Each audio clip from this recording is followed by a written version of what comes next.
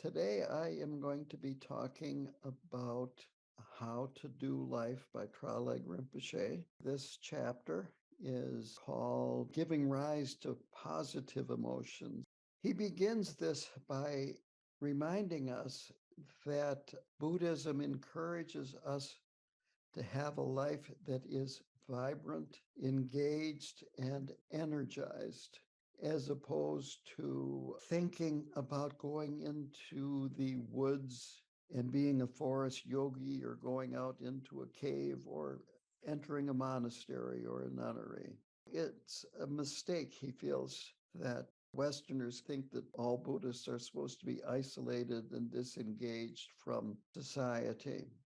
We certainly are to avoid distractions and temptations, but this is not about being passive, and we are capable of learning to work with our emotions in a positive way and participate in the world fully. And he uses the word with resiliency. That's a very important term. And what that means is when you encounter tough situations in life, that you bounce back quickly. It doesn't mean that you never get down or get in a tough place. It means that you quickly return to the state that you were in before that. And in fact, a good Buddhist will learn from a difficult situation and might actually increase their level of resiliency. The techniques in leading a life like this in our practice would be meditation, practicing the 7 points of mind training or the Lojong, slogans, including Tonglen, doing confession, and deity practices of various kinds. All of this brings insight and change into our lives, brings wisdom and resiliency, and of course, it brings skillful means. And Traleg Rinpoche likes the term skill with means, so that when we engage in society, engage with others, that we are skillful in our actions and our words. And if we haven't trained our mind, we really won't be peaceful anywhere. We can go off into retreat, and if we haven't trained our mind, of course, we bring our mind with us and we bring the chaos with us. If we do have a mind that has been trained, that we can withdraw from harmful behavior. This is a very important point. Not withdraw from the world, but withdraw from harmful behavior, and that we can be at ease and peaceful in most places. What withdrawn means is withdrawn from negative emotions and negative states of mind. Speaking for myself, when I was working in the prison as a chaplain, 40 hours a week, many people, when they found out, would tell me, oh, that must be a really stressful job. That must be very difficult. My own experience was that I went home happier than I was when I arrived. I found that it was a fulfilling job and I enjoyed the job. So a peaceful, calm, happy mind comes from recognizing the causes of agitation and negative states of mind and renouncing them. It also comes from cultivating positivity. And this is a bit about this chapter here, cultivating positivity in our lives. A number of years ago, I met a Tibetan woman. She was not a nun. She was a refugee living in Minneapolis. And she told me that there was a Tibetan saying that went, if you have a warm place in your heart for yourself, you will be comfortable wherever you go. I think I mentioned this to Lama Karma, and he had never heard of it before. So it might be a regional saying. The point is that as we progress on the path, we find that we do have this warm spot in our heart, this warm place in our heart for ourselves. And actually, it becomes so large that we include the whole world eventually. We have the strength and the ability to withdraw from our negative behavior and emotions. And when we have this ability, this allows us to be in the world and not be pulled down by the world. The opposite is true, that this allows us to uplift others while we lead a good life. The Dalai Lama said that one candle can light 1,000 others and never be diminished. So, this is what he's talking about here, that we can go into the world instead of being dragged down by it. We can uplift it in some way or another, or at least have the possibility of doing that. Now, I thought it would be good, since he talks about the Abhidharma again in this chapter, to give a brief definition of it. And I got this definition from the glossary of the book Ground, Path, and Fruition by Tai Situ Rinpoche, which we covered in a previous series in our book class. The definition is, quote, a phenomenological or metaphysical tradition primarily based on commentaries on the Buddha's teachings. The Abhidharma is not the sutras or the teachings of the Buddha, but commentaries on the teachings of the Buddhas by great masters of the past. Many of them are from India, that these are very old commentaries. And the Abhidharma is one of the three baskets of Buddha's teachings. Another one is the Vinaya, which is about physical and mental discipline or ethics, and then the sutras, which are the teachings of the Buddha, and it's mainly on mental discipline. And then the Abhidharma is the third basket. So, with that in mind, these next teachings come from the Abhidharma. Positive emotions have mental states, just like negative emotions have mental states. And it is possible for us to be aware of our thoughts and cultivate positive thoughts. And they need positive mental states for these positive emotions and thoughts to arise. The Abhidharma mentions 11 mental factors that give rise to positive emotions. The first one is confidence and trust. This is important because distrust causes all kinds of problems. Look at the conspiracy theories in the world today and the people who spread them. They see enemies everywhere. There's suspicion, paranoia, anger, and unhappiness. With this background, it becomes very difficult to have any positive emotions at all. So we need to find trust in those things that, as he says, won't let us down. And that, of course, is the Dharma.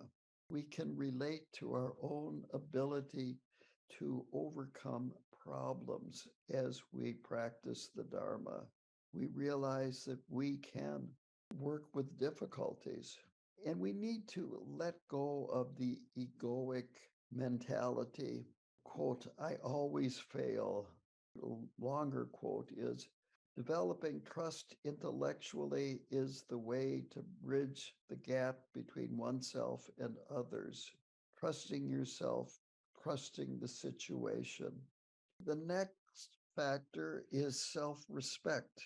And he then says, or shame, as opposed to shamelessness.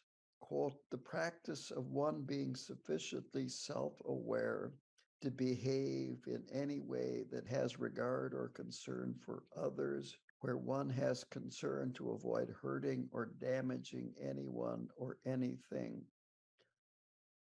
So the idea of shame is that it's like a guardrail. It isn't that you feel shame, but you want to avoid feeling shame. He says that a shameless person gives rise to conflict and then leads you away from positive emotions. Again, a shameless person isn't concerned about how their actions of body, speech, and mind affect others. So it is having self-respect for yourself and wanting to avoid doing things that will cause you to feel shame. The third is having a conscience or a self-assessment. And this means actually being a witness to our own conduct, our own motivations, our intentions, our indulgences, and our non virtuous behavior, actually witnessing them, being aware of them. And again, the mindfulness leads to being more careful in our actions. It's another type of guardrail. This leads to favorable conditions for positive emotions. The fourth one is non obsessiveness. When we do try to grasp and fixate on things, we see it and we refrain from it.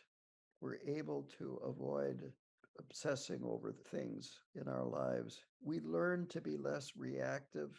And this is a very important point here, to delay our responses to whatever arises. By delaying our responses, we're able to create, in his word, mental space. And by doing that, it sows the seeds of joy and happiness. We tend to be obsessive. There's a clear link between unhappiness and craving and dissatisfaction. The Tibetan word sometimes is translated as addiction or mental addiction, craving, or fixation rather, that we become addicted to the pleasures of samsara. And it can be just about anything: food, social media, sex, alcohol, material goods. There are people that are collectors of cats or dogs. They're rated and they have 100, 200 living in their house under incredibly filthy conditions. You can fixate on how bad you are. If you want to know how much of a collector you are, the question becomes one of, are all the tables and things that have a horizontal surface filled up, but can you still walk on the floor between them? When the floor gets filled up, then you really have a problem in terms of being a collector. So meditation is a good remedy for mental fixation and addiction. Because of that, we can be aware of these fixations when they arise and then be with it, but not reacting, and then letting go. And the meditation practice will definitely carry over to our mundane life, our everyday life. So a lot of these positive mental states are being aware and then being able to keep yourself from going into a negative direction. The next, number 5, is non-hatred. That it's very easy for us human beings to get into a flight or fight mode. On the other hand, we can develop more space for things to arise and have less need for an immediate response. When we give it space, where we hold off responding, then there is a chance for our minds to calm down and wisdom to enter. A mind that is turbulent, that is full of emotional energy, is not clear, and it really can't make wise decisions. It's a good policy. Before you send that email, save it and wait until the morning before you send it. Or maybe even wait a week. Wait until the morning to form an opinion. Maybe wait a week to form that opinion. And this gives a chance for space to arise and you cool down. And that's where wisdom comes in. The sixth is non-deludedness. What this means is that we need to understand our fundamental delusional state. We have to understand that before we can understand a non-delusional state. So we need to understand our sense of self and how it colors our experience. Understanding this makes it much easier for us to see negative thoughts and how they cause unhappiness. It's easier to see denial or how we evade things. This just makes things so much clearer. So, this is a very, very important point. The next is energetic. I believe he uses the word energetically diligent. Diligence is exertion.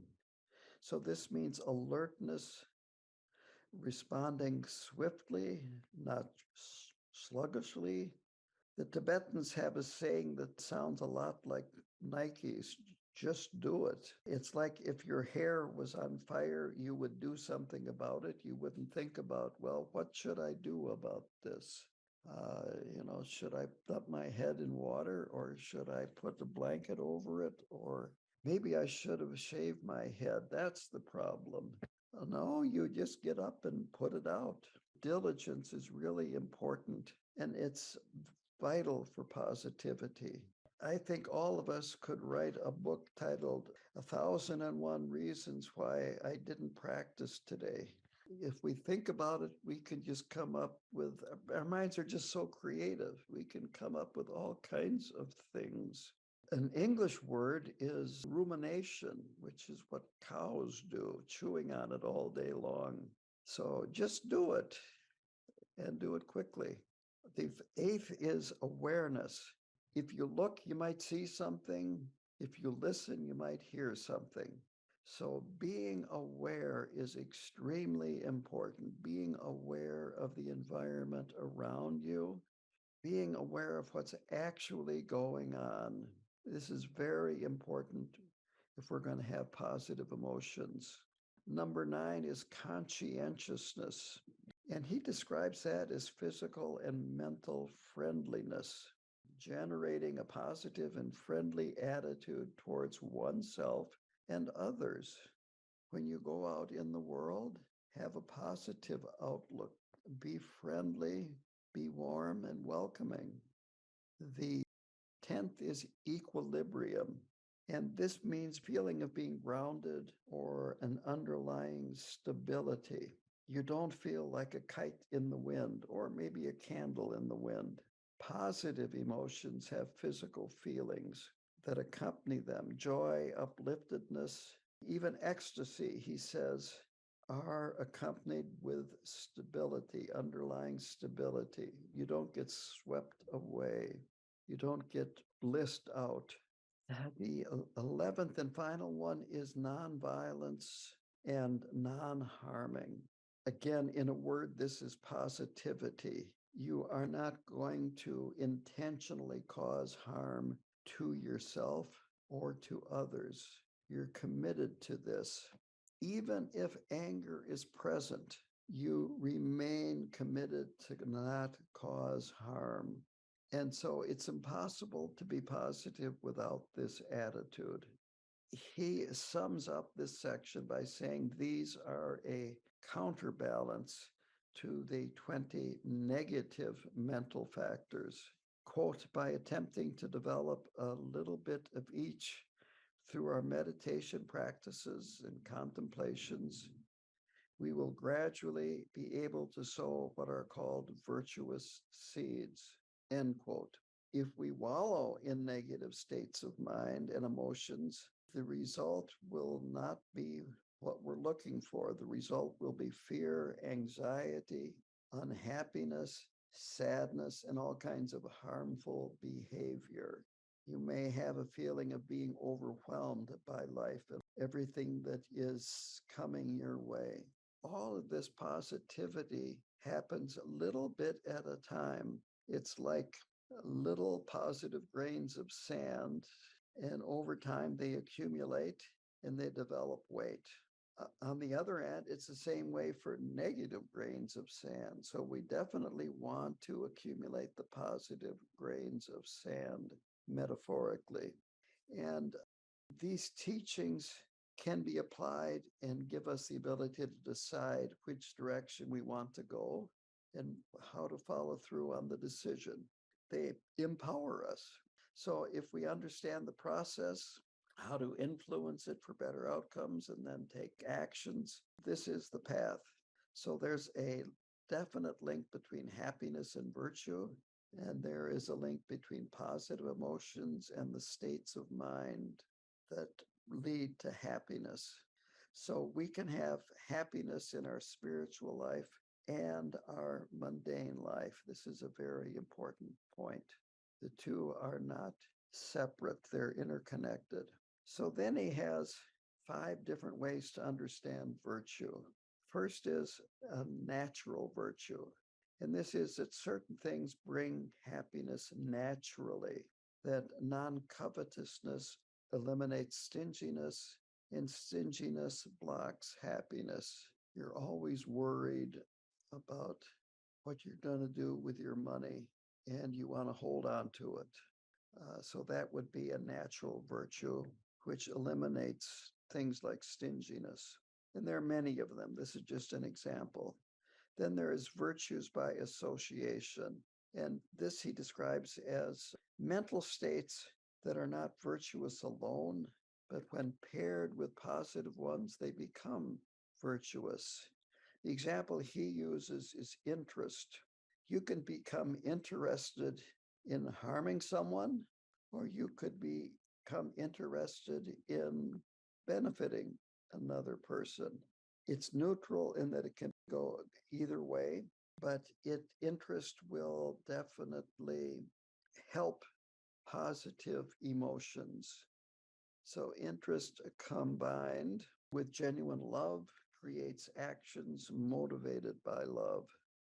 The next is virtue by motivation. And very simply, this means that if we have the proper bodhisattva motivation, our actions naturally turn into virtue. Then there is virtue by subsequent relation. What he means here is that positive mental states arise and cause other positive mental states to arise, rather than just that mental state ceasing. This has to do with karmic imprints and karmic propensities. So some positive mental states, when they arise, they bring with them other positive states, which is excellent. Then there is the ultimate virtue, which is the goal. He uses nirvana here. All the virtues that we cultivate, they accumulate merit, and merit propels us on to the goal. Well, here is my commentary about this, is he goes into these in great detail, lists here, a lot of lists in the Abhidharma. And this shows you how deeply these great masters of the past have investigated mind and then written about what they have found. Now, non-virtue is described in 5 ways, which are basically the opposite of these 5 that we talked about for virtue. There is natural non-virtue, and he uses jealousy as an example. So the emotion is just plain non-virtuous from square one, so to speak. The second is non-virtue by association. So feelings associated with anger, strong desire, jealousy, wanting to inflict pain on someone because of these are non-virtue by associating with a natural non-virtue. Non-virtue by motivation, and that is, of course, being motivated to engage in non-virtuous actions, or being motivated by egotistical reasons to engage in virtuous actions. A classic example of that would be donating money to a monastery with the motivation being that you want to impress people with what a great guy you are and how much money you have. I was once at KTD where they were having a big ceremony, and at the end, they were recognizing people. And they gave the microphone to a man who had donated the land to KTD way back in the 80s, maybe even the late 70s. And he started talking about himself, and very quickly the microphone was taken away from him. So that would be considered And a non-virtuous by motivation, talking about these great deeds of yours that you have done. Then non-virtuous by subsequent relation. And basically, non-virtue brings more non-virtue. It's like momentum, or perhaps a pack of wolves, that one happens and then it just naturally brings more. And then the ultimate non-virtue is the samsaric condition itself. Quote, our existential conditions ultimately permits the delusionary mental states, conflicting and negative emotions, negative states of mind, non-virtuous thoughts, non-virtuous ethical conduct, and so on, end quote. A lot of things that you don't want that are brought on by samsara. Of course, this all leads to suffering, but the important point is that all of this can be transformed through learning, contemplation, and practice, that we have freedom and we have been given the means to work with this and attain freedom. Very simply, practice virtue, avoid non virtue. Two benefits result: benefiting ourselves, benefiting others. The benefit is goodness and happiness. Without this, it's more of the same old suffering. We try to avoid suffering and have happiness.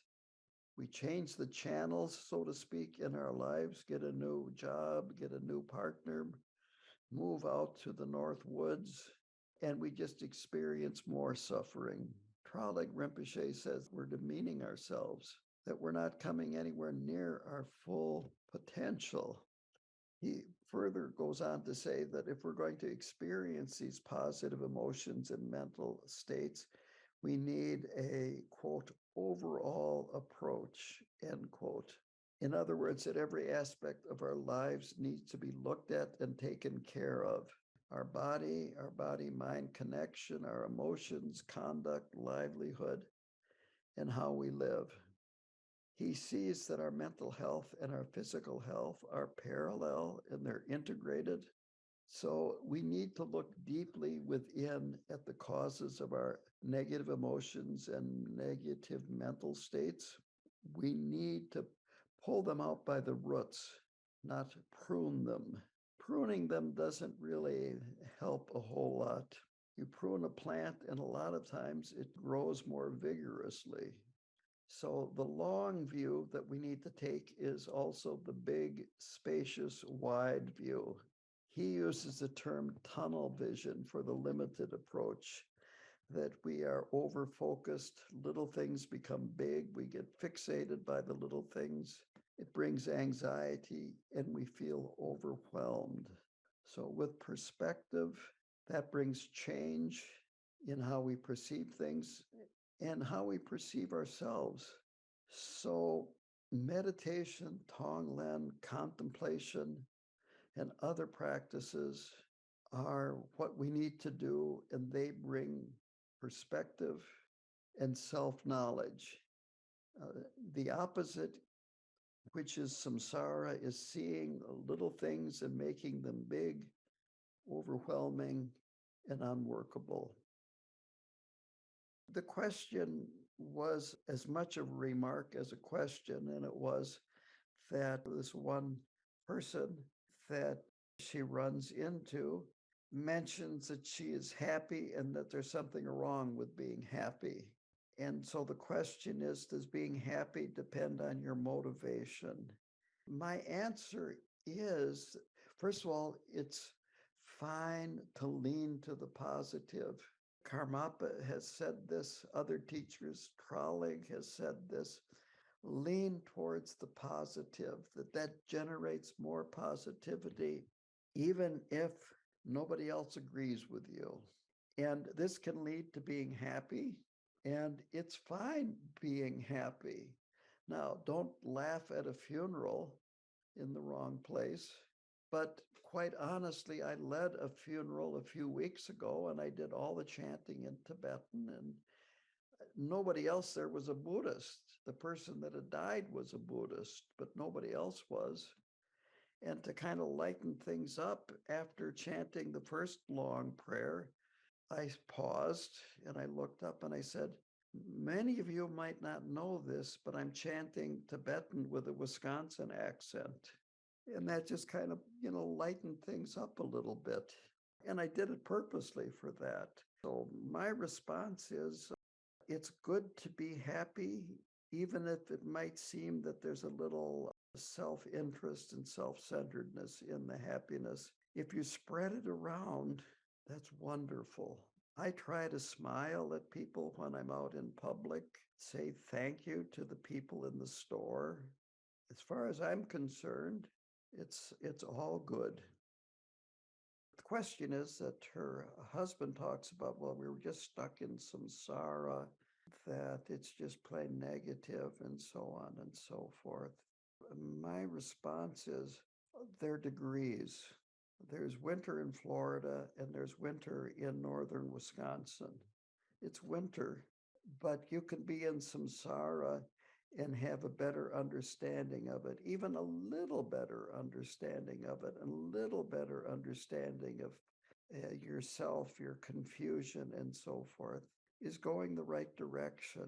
It's not an all or nothing kinds of situation. So, little by little, it's kind of about the grains of sand that I was talking about. Eventually, they gather weight and momentum.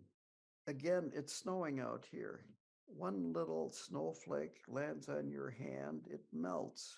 Well, you get it snowing all day long with a 20-mile-an-hour wind, and that little weak snowflake suddenly has gained a lot of strength.